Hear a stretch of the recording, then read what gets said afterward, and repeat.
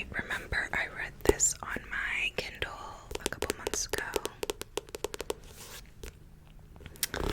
And I read it on my Kindle and I loved it so much I underlined damn near the whole book on my Kindle. So I wanted to buy the physical copy.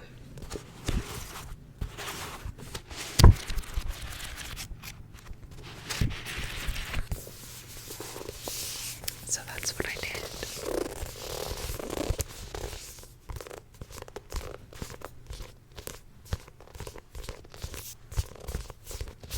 The pink kind of matches my nails and my shirt.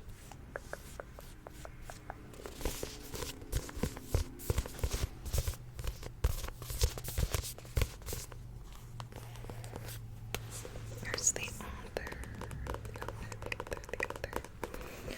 So, be not afraid of love. Lessons on fear, intimacy, and connection by Mimi Sue. This is just a really good book detailing the author's journey and what they've learned after coming out of an abusive relationship and kind of in their self-love journey. And it was a phenomenal read. I read it because Chloe Bunny had talked about it on her channel. Said it was really good, and it was. It did not disappoint.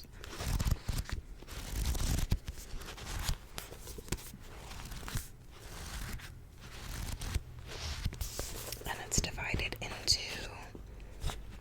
parts. There's the preface, the introduction. Then part 1 is on numbness, the expansion of feeling. Number 2 is on anger, giving life to vital breath. Number 3 is on anxiety and unknowing of my own. Number 4 is on grief, all endings must be mourned. Number 5 is on distrust, trusting ourselves and change. Number 6 is on shame, getting to know our ghosts. Number 7 is on presence, meeting my multitudes again. Number 8 is on community, a course of belonging. Number 9 is on miracle, the miracle in being. Number 10 is on love, unconditional love is embodied. Then there's the acknowledgements, the resources, and the recommended reading. So, yeah, really good book, and I would recommend.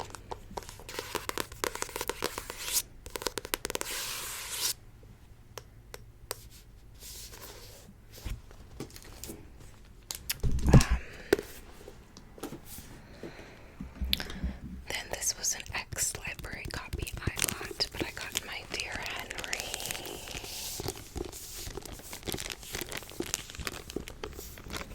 by Kaylin Byron. Let me show you the cover. The plastic is making it clear, but here's the cover. My Dear Henry.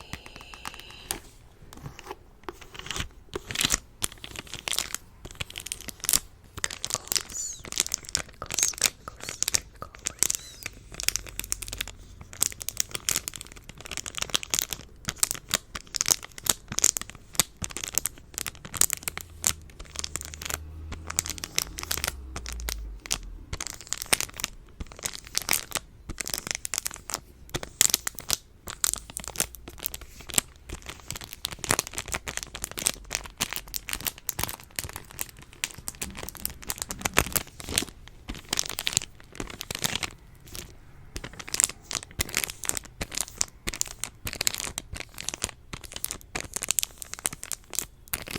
I love some good crinkles.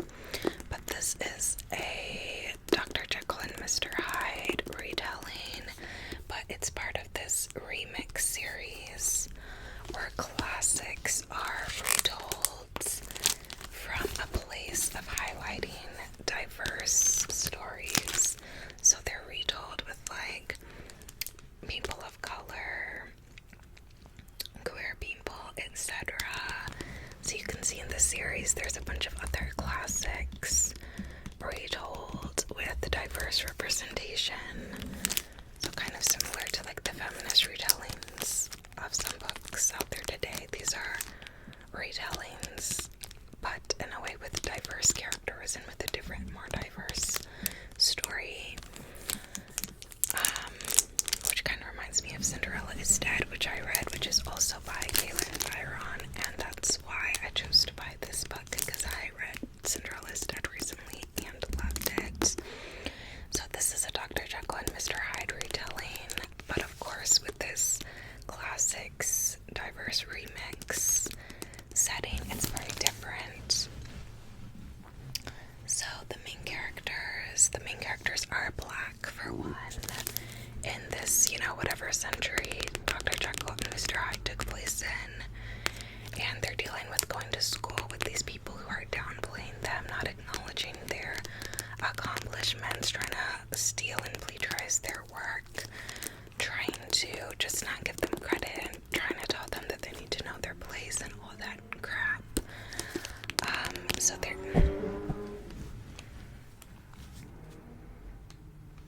speed racers want to be outside now. So they're dealing with that, and they're at this boarding school, and they're also gay, so they're also like fall in love with each other, the main character and Henry. They fall in love, but being gay is not accepted at the time, and there's not a way for them to be together in public. They can be expelled for being gay or partaking in activities with the same sex. So Henry's father does all sorts of wild experiments, and Henry decides to partake and start helping out his father because he thinks in the world they live in, like, him and the main character can never be happy, but he thinks that, maybe if things were a little different, that he could live happily with the main character. So that's where the Dr. Jekyll and Mr. Hyde aspect comes into play, but it's very interesting, a very different take on the story. I remember when I read the original, which I read this past year because my brother got it for me for Christmas, and I remember when I read it, I did wonder if Stevenson was alluding to, because he talked about, like, there being, like these establishments for people to engage in things that weren't respectable and whatever, and how, Dr. Jekyll, like, wanted to partake in more of that. So I wondered if Stevenson was low-key thinking about it in that way in the original, but there wasn't enough to deduce if that was one of the things he was really referring to. But in this, having it be framed in this different way is just so interesting. It takes a different take on everything. Like, the girl that was, like, trampled in the original is, like, different. Like, in this one, he, like, breaks one of her bones when he runs into her, but it's because people are chasing him because they see him dancing, and it's not respectable for men to dance, so they're, like, chasing him, and he runs into her, and, like, that's why he runs into her. So that was one thing, and he felt a lot of remorse, whereas in the original Dr. Jekyll and Mr. Hyde, the guy, like, didn't feel remorse. And then in this one too, the respectable man who gets murdered in the original, we found out was very not respectable. Actually, he was actually, like, a terrible person who just had money and power. And so we see, like, that in this one too, which was very interesting. And it was just so interesting, so different, but so interesting. I had to sneeze. But yeah, it was just very different framing and very interesting, and I find that I'm enjoying this one much more than the original tale. It's only $2.50 67 pages, which the original Dr. Jekyll and Mr. Hyde is very short. I do think that this one could be like 2 hours shorter. I'm listening to it on audio, and it's an 8-hour audiobook, which isn't bad, but I do think the story like could have been finished up 2 hours. Could have finished 2 hours sooner. I still have like an hour and a half left to go on the audiobook, and it's been really good, but I feel like some of it was like unnecessary and repetitive, and yeah, I feel like the audiobook definitely could have been finished by now. So that's the only thing, but I am really enjoying it. And when I read the original Dr. Jekyll and Mr. Hyde, like I didn't really like it that much. I talked about it in one of my reading wrap-ups. So it is a very different experience reading this. Like I'm really, really enjoying this. So that's wild. Very different and very cool. I think I really like retellings that just reshape things in such a different way. Because I really liked Circe and Son of Achilles too, and those are both Greek mythology retellings. But Circe in particular is like a feminist retelling, and the Son of Achilles is like a queer retelling. So it was just very different, and I really enjoyed both of those. And I've really enjoyed My Dear Henry too. Also, the narrator who reads it on the Libby Library app does a fantastic job. The only thing is he talks very slow, so even with it on 1.5 times speed, it's still pretty slow, but his voice is like very calming and really like just goes very well with the story, I think. So I've really been in my audiobook bag lately, and I really enjoy the narrator for this book. But yeah, that's My Dear Henry by Kailyn Byron.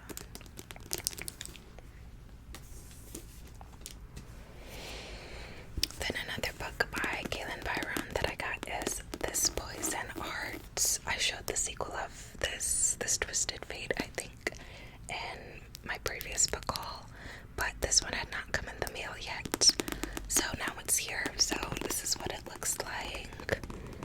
It's a gorgeous, gorgeous, gorgeous, stunning cover.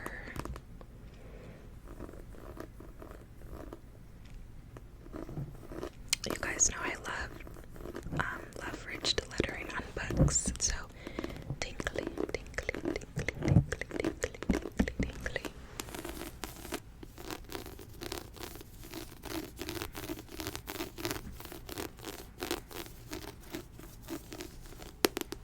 But yeah, I literally cannot get over this cover. I think it's stunning. But like I said, I've enjoyed and been enjoying what I've read by this author so far, which is only 2 books, but it's nonetheless good. So I wanted to get other books by her, and so this is a duology she came out with, and it looks really good. And I believe this is a queer story too, so it seems like she writes a lot of books that have representation for both Black and queer characters, which is pretty cool because we don't get representation, too much. So yeah. But let me read the back of this.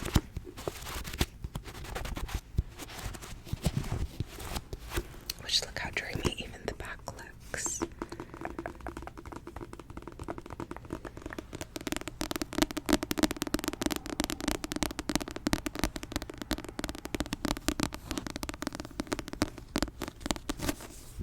Okay. Dark magic, a dangerous curse, an ancient mystery. Braces has a gift. With a single touch, she can grow plants from tiny seeds to rich blooms. When Braces' aunt dies and leaves her a dilapidated estate, I didn't say that right, in rural New York, Bree and her parents hope that maybe, surrounded by plants and flowers, Bree will finally learn to control her gift. But their new home is sinister in ways they never expected. It comes alive.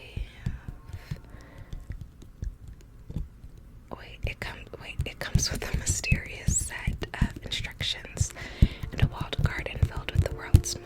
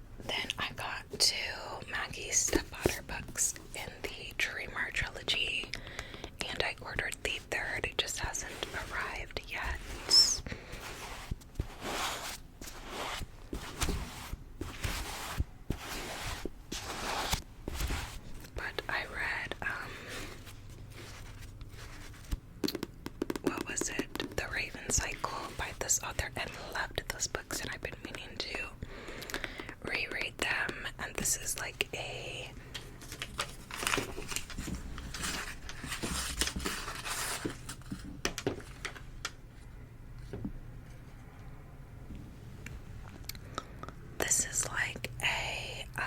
trilogy that comes after that. That comes after those 4 books. So it's like a separate series, but I believe in the same world and with the same characters. So I'm excited to go back into the worlds with those lovely characters that I loved so much. And I found the short story audiobook for Opal. I checked it out on Libby, which is another short story that goes with that original 4 books, with those original 4 books. But yeah, this is the cover of Call Down the Hawk, which is book 1. Again, love me some ridged letters for scratching.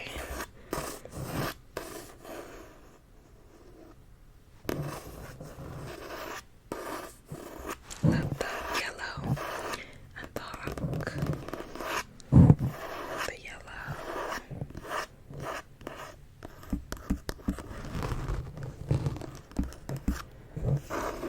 And the hawk. The yellow. And the hawk.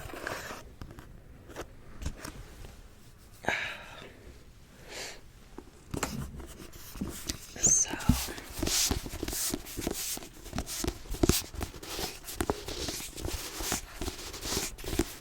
yeah.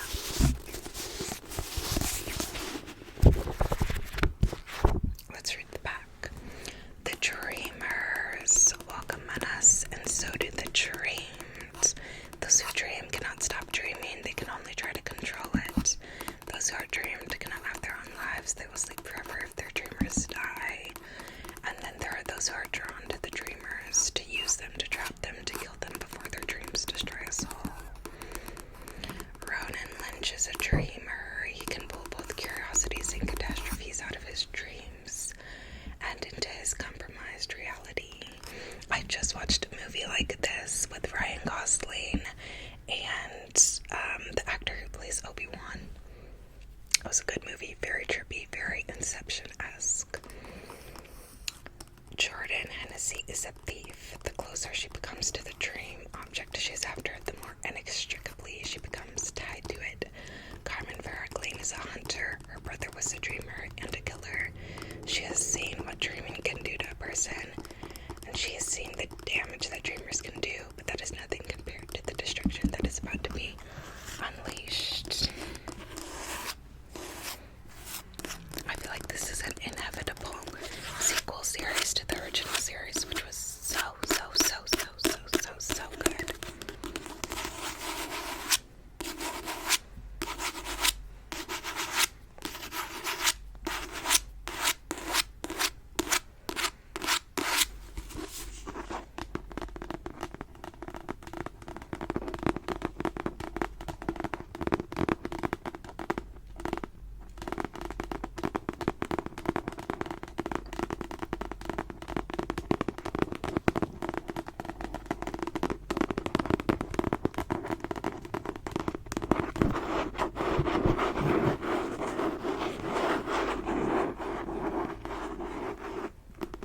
Love a good back cover.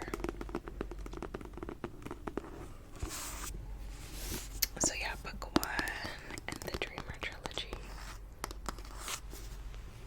I also read the Shiver series by Maggie Stiefvater, but I didn't like the Shiver series. Like, it was like a Rare Wolf series, and I just found the characters to be like very unlikable, and it just didn't hit the same. And then did she write Scorpio Races? Because I read that one and I liked that one, but I didn't think it was like as great as the reviews said. And then Mr. Impossible, I believe this is book 2. Wait, is it?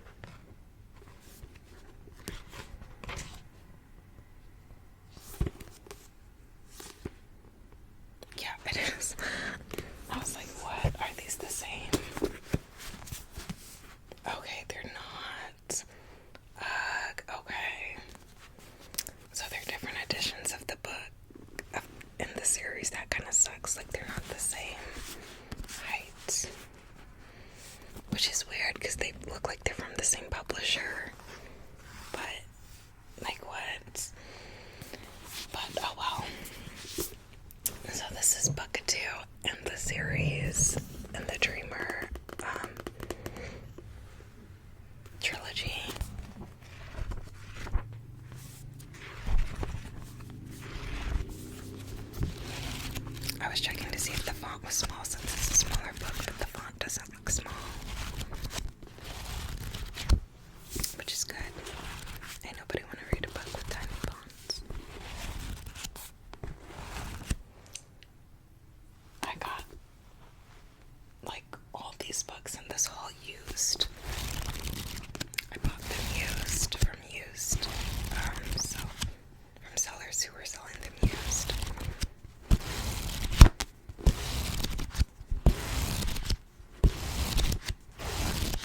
So they all have a certain wornness to them, but I don't mind that. I kind of like it.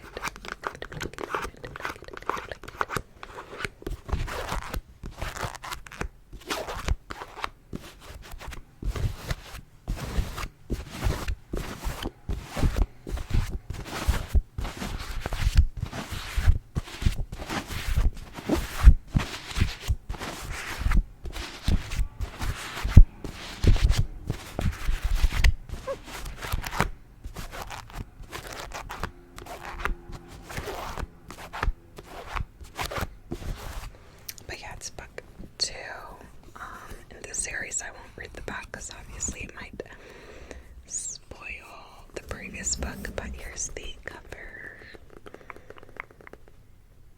Looks very cute. It looks very like James Bondish, which I still haven't seen the James Bond movies, believe it or not. I'm gonna try to watch them soon, but there's like how many, like, it feels daunting to read a set of movies. It feels less daunting to start a whole new show than to watch like 4 long movies. I don't know.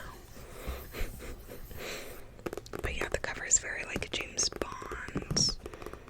Is that a sword she's holding? What's going on there? What is he holding? There's the classic leather jacket. Yes, slay. This cover looks very like, just like odd to me, but I kind of like it. Like, I don't know. It's giving a certain je ne sais quoi. It's giving Stranger Things. You know, do you see it?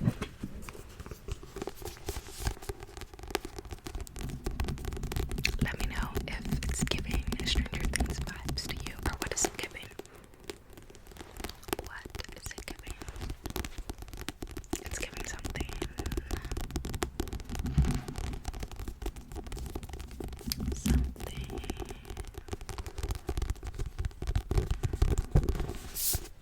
But yeah.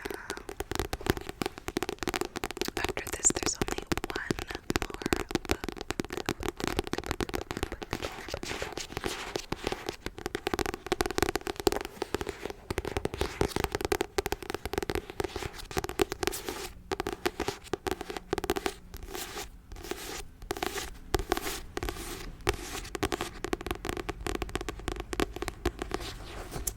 And that is After I Do by Taylor Jenkins Reid.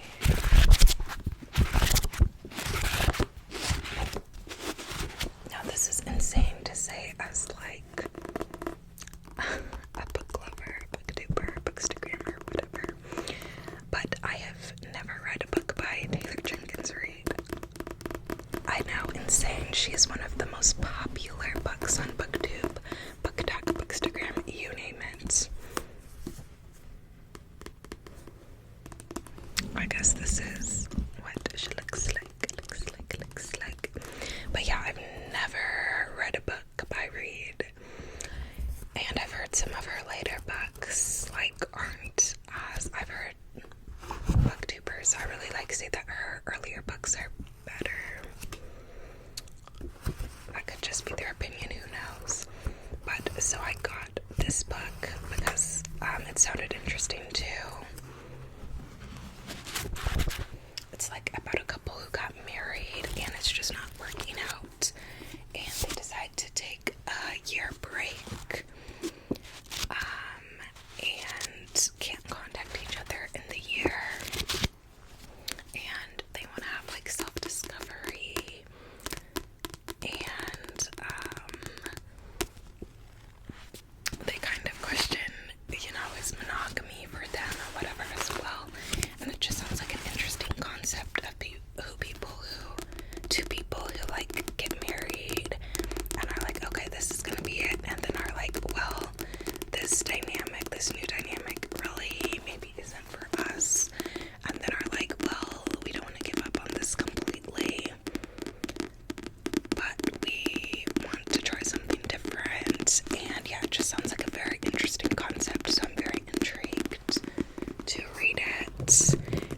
saw a booktuber pick this up, and that's why I got it.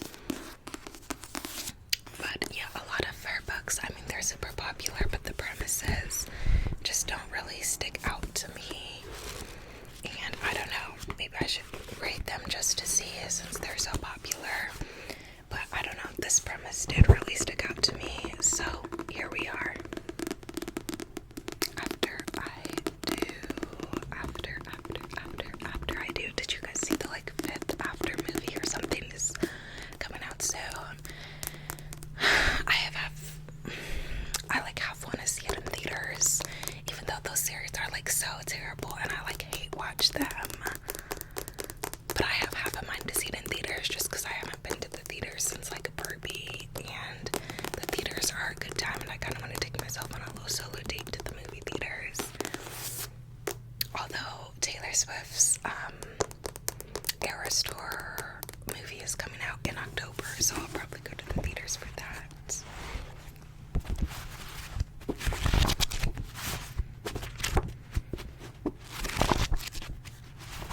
Is it coming out on the 13th in October? Which isn't the 13th of Friday in October, because it's like Friday the 13th that lined up perfectly this year. I don't know, we'll see.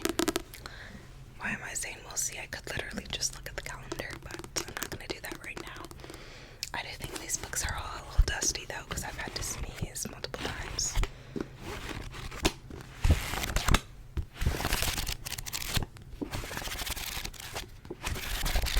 But yeah, what sound is better than this?